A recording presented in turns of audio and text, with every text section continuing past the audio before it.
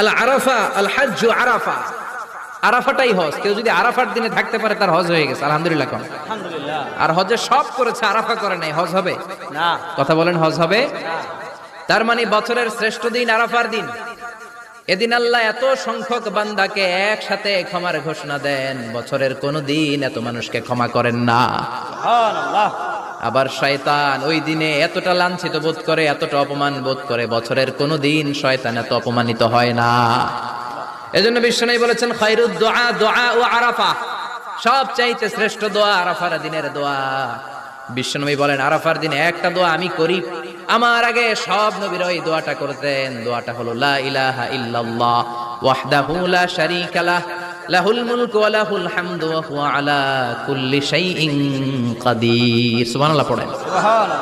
মুখস্থ আছে না দোয়াটা? এটা পড়বেন। বিশ্বনবী আরাফার